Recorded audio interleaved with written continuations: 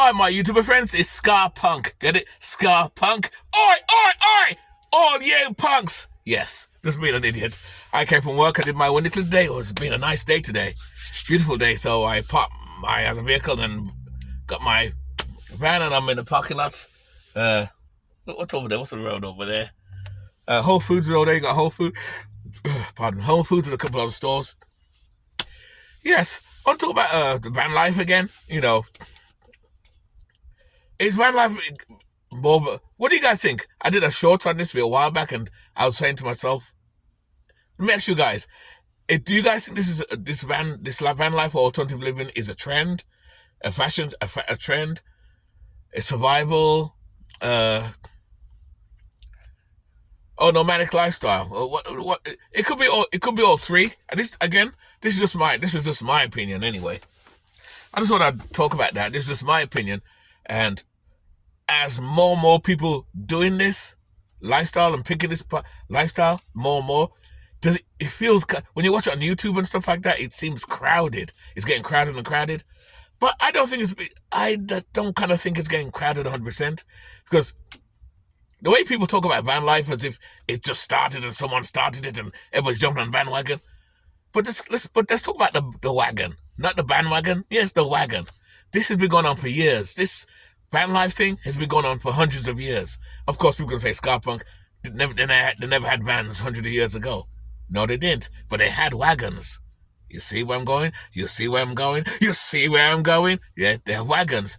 When the first settlers came here, and I'm not talking about the pilgrims, but as Americans turned and became cowboys, watch the cowboy Indians, when the Indians are chasing those cowboys with those wagon trucks. Well, a lot of settlers lived in those. Those were vans back then. They weren't called vans. They were just wagon wheels. They were just wagon wheels. They were just wagons. And people actually lived in these wagons. In the Wild West. The West was wild. Of course, I wasn't born here, and I wasn't American out here, cotton picking out here. Nah. Anyway, have a nut job. Don't mind me. But when the settlers came, long after the settlers came, and back then you could have stake a stake on land. You go in the desert, Arizona, Texas, all them places, and stake your land. Those days it was harsh. It seems simple back then in the cowboys days, because you watch the cowboy Indian movies. Oh, I used to love those cowboy movies.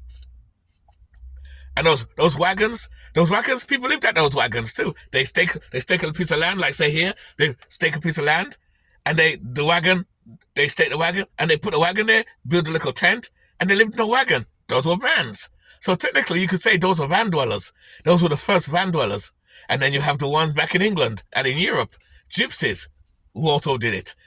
Like you Americans call them RVs in England and Europe, they call them caravans. And today, they still do it. They still live in their caravans. So, when you, all the way from to today now, you watch the media and the YouTube, the way it goes, it looks as if it's just started, and someone like Bob Wells, I used to watch his channel, they give this guy, Bob Wells, a lot of credit as if he started van life. Get the fuck out of here, he didn't start shit. Like I said before, people have been doing this long before he was even born. Like I said before, van life has been going on for 300 years. The gypsies in England, wagon wheels, because even back then, you see the gypsies back then, before the caravans came out, you see those wooden wagon things? Those things are awesome. With Victorian, they lived in those things too. You see the circus, because they had circuses in the 17th century. They lived in those things too. So those are like first-time van lifers, or people live alternatively. So this life's going on for years, but it just seems like it's getting saturated today now, because a lot more people are picking this lifestyle to survive and as an alternative, because a lot more rent is getting higher. Rents and bills are getting higher as well. So more and more people are starting to choose this lifestyle now, and it's more feasible. So a car got by. It's becoming more feasible to live this lifestyle as well, because of landlords going up with rent. Rent is going high and expensive, and It used to be the people fixing. Oh, I want to do this as a nomadic. Because when I picked it 7 years ago, 'cause I've been doing this like 7.5 years ago now. 7 years, a half years, and I did it not to travel. I did it for that reason, to live cheap and simpler. Because my rent was high. My rent was decent. Because like I said before, I was paying 1350. This was 7 years ago. It's like 2,000 right now. But and when we had to decide to go up to 1,500, that's when I decided it's time to get out of here because I don't want to pay 1,500 because then I gotta work full time, work harder, and all stuff like that. And the good thing about this lifestyle, again, it does affordable. It affords you to live more simpler, gives you a sense of freedom. Do you get, again? I said this a million times.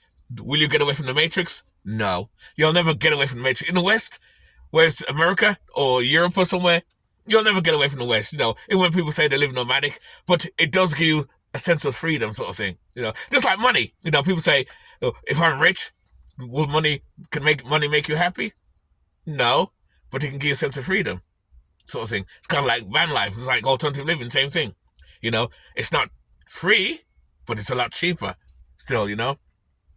Depending on the vehicle you have. Because if you have a good vehicle and you take care of it, maintain it, then you find, in my case, I do have a backup. I do have a base.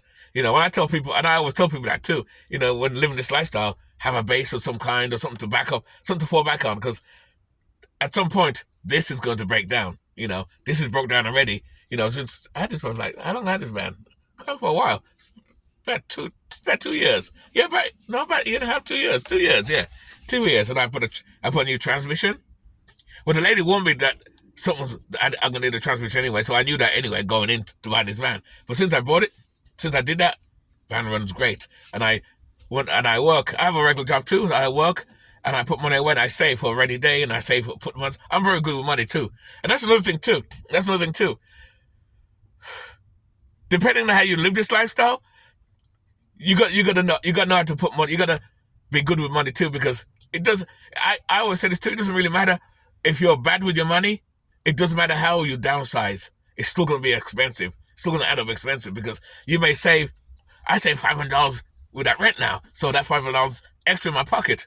But now you'll find other ways to squander that $500 every week or every month, to the point where you're so used to doing it now that you don't see that $500 anymore. It's gone into, as soon as you get it, it's gone. Because you blended it into your spending habits. And thus, you're back to square one again. It's just like someone who makes $200,000 a year. That's a lot of money. But they don't have a pot to piss in. It's not that they don't make the money. They make the money clearly, but they're bad with their finances. And thus, that's why you got no money, no savings or nothing. And you make, and remember that this person makes $250,000 a year, but they live that lifestyle, big house, nice brand new car, for like $800-900 a month, and not to mention your car insurance and stuff like that. So all that too. But a lot of people are starting to live this more lifestyle now, picking this more lifestyle for survival, and because the rents and bills, things are high as well. And I'm finding more different ages groups doing it. When I first watched YouTube, it was mainly like young couples I used to watch. Then I started watching Bob Wells back in the day. I don't watch the channel no more because it's kind of boring now, kind of boring. He does more commercials than anything else. He still does the nomadic thing, but he does the, what do you call it? Go to Arizona. And I'm not doing that. That's not my thing, I'm not doing, like I said, people do this lifestyle for a variety of reasons. I do this reason too. Again, like I said before, to travel, to live cheap and simple, and not worry about high bills. And so, but I'm not surviving. I'm living. I'm fine. I'm living because I built value over time. I got my own little thing, and I work, part time, like I says. And that's another thing. That's another thing too, because it's lifestyle too. Me personally, I don't have to do a full time job. I ain't done a full time job for 9 years. I ain't doing a full time job, and that's a good thing because when I was back in my old apartment, if I was to move from that apartment and go somewhere else rather than do van life or live alternatively, I'd have to do a full time job right now, and then still do my little side hustle as well on top of that. It's too much work, and that's the reason why I did this too, because I don't want to work hard every day. And this, thanks to this lifestyle and thanks to the way I organized it, it afforded me to where I can live just like rich people. I'm not rich like them, and that's the funny thing. Instead of working hard to get rich, I went the other way. I would and just downsize instead. So instead of working harder, do more full-time hours and work 60 hours a week and work hard every day, which is up that way to make more money because you work hard because the matrix tells you work hard and you'll get to the top, and then when you retire, then it's your turn. Hey, fuck that. I wanted the easy way out. Plus, I wanted more freedom. Like now, see, I did my little thing this morning. I started at 9. Cause I was in my van overnight. I started at 9, and I finished at 12, and I made $200 something. You see, that's what happens when you build value. I still have my part-time thing for in case the weather changes. Because, like I said, my job is on the outside, and this has been a bad winter, so I didn't do much work. I didn't do much work. But I still have my part-time job, and I still never had to do actual hours because of this lifestyle. This lifestyle afforded me that. Fuck yeah, maybe. Punk rock. Oi, oi, oi! All you punks! Punk out of the way. Punk's not dead, motherfuckers. Punk's not dead, right? Right? There you go. Message coming off there. I cut the clothes so I can talk better.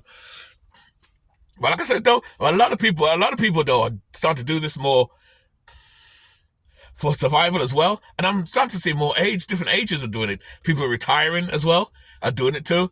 I started to do this too, rather than go to the retirement home and stuff. They're building vans and living out of that too, because their retirement money, the Social Security doesn't go far enough, and you can't pay the rent with that. You probably can get a room, a small room. Yeah, you probably get a room, but even those are getting expensive depending where you go. But you still can get rooms to rent too, because like I said, my base is a small room also, and I only pay like $550 a month, $600 a month. That's what I pay compared to $1,350. So in my case, I save a ton of money, and I put a lot of money away to the point where if my vehicle breaks down, my camper van breaks down, I don't have to worry about fixing it. I just drop it off and fix it, and I have my base to secure, so I'll never be on the streets homeless. If I lived out my van full time and never had a base, and I never saved no money, and I had to fix the van, I'd fix it, but then I'll be on the street. I'd have to roam around or do couch surfing or rent a motel for like $100 a day. $100 a day. And suppose the mechanic says, oh, I gotta keep the van for like 3 days. That's $300. You see? For the motel. When I only pay $550, $600 a month for my room. 6 versus 3 for 3 days. You see? So they save a lot of money. So this why I won't be homeless. But a lot of older people are starting to do this to survival because it's become a feasible way to live. And like I said before, when you get your retirement money, it's not going to be the same as the money you had when you were working when you were younger. But that's another thing too. Let's talk about something else too on this. The end game. What about the end game? When you retire too, doing this, can you do this lifestyle forever? That's another thing too. As more and more people pick this because it's more feasible, is it really feasible where you can do it more full time? I'm not full time, I mean, do it forever. And this is my opinion. It depends on who you are too and how your body is. Because some people can't do this forever. Some people can't do this forever. And some can. It depends. It depends what your end game is. You gotta always, when you're retirement older too, you gotta figure out your end game as well. Are you gonna go to a home? Do you have family you can live with down the road, and then park the van, sell the van, and have family to live with? I have my daughter. My daughter always said I can go and live with her. Live with her. I says really. But I don't want to depend on my daughter. So depend on my daughter. I've got some time yet. I'm still young and sexy and sexy. So I'm still good. I'm still see. I got good shape. I'm still moving around, but that could change one. Oh, my arm. Oh, my arm. Oh, my back. Oh, I can't see anymore. I'm blind. At some point, I might have to go to my daughter's house and live with her. Can't do this no more.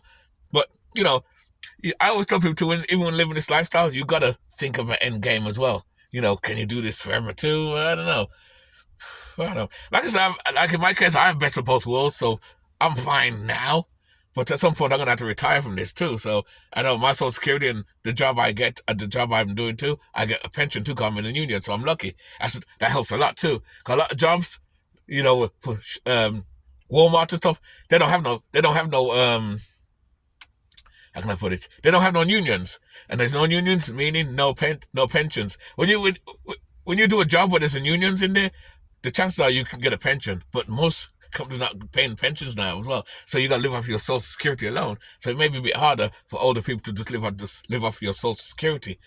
Luckily, I'll get social security and a pension, but I don't know if it's gonna be. It won't. I don't think it's gonna be much. It's never as much as before. So like I said before, people are starting to live this. More and more people are jumping into this now too, and even living in their cars and stuff like that because the rent's high and everything. I said earlier, things are getting ridiculous. But I tell people too, when you live this lifestyle, it's not free, but you do get some sense of freedom. I do have a sense of freedom, but am I 100% free? Of course not. The Matrix know where you are, and you're still going to pay your insurance and your registration. So by definition, the Matrix knows where you are. Well, I don't know where I am exactly, but they know where I am. That's why I'm glad my van is an older van, because like the new vans now and new cars, they're gonna put like kill switches in that. But I think that's mainly for people who miss their payments or people who get drunk or whatever. But it's all control. But the world's crazy though. I know I'm talking all different stuff. I'm talking about the van life started a long time. Then I was talking all people, a lot of old ages and all groups of people are starting to live this lifestyle. I just put all in one video. Put one video and mix it, not pot, and cook it.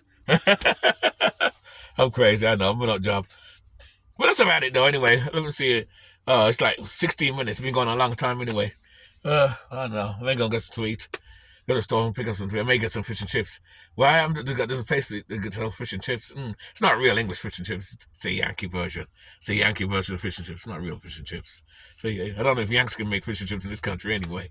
But I've been some fake fish and chip shops, fake ones. Terrible batter. Terrible. But this one's pretty good, so I'm going to try that. You watch some of my older videos, see we had some fish and chips. So that's the place I'm going. I'm going to get some of that too. So, but like I said, though, a lot of people are starting to live this lifestyle now. It's becoming more and more, congested sort of thing. And like I says, because more and more people are doing it, the government's starting to notice it now. And there's a lot more rules and stuff like that. And, oh well. That's a response to more people doing it and living in their cars and stuff like that too. Even Walmarts as well. A lot of Walmarts I find are not letting people park in their parking lots as much now. Not up here, up north where I'm at. I have no problem. That's what I like about that's what I love about up north here. We don't have no problem doing van life or car life on parking. No one, unless it depends on where you go. But it depends on where you go. But like say down south, like Florida maybe, definitely California, they don't want you there. I was watching some shows like Venice Beach. We have all the homeless there lined up there too, and you got the people who do van life over there. They always moving them over there. So I don't know. It depends on where you are though. But hey, what do you guys think about this nonsense anyway? So what do you think about this? More and more people are jumping into this lifestyle because and is it feasible? If it's not feasible, and then people are retiring as well. I had to choose to live this way temporarily anyway. So I don't know. I'm all over the place. I know, I get it. Anyway, guys, let me get out of here. Keep it nice, keep it sweet, keep it real, and I'll talk to you in the next video. Thanks for talking with us. Yes, thanks for your company. Laters.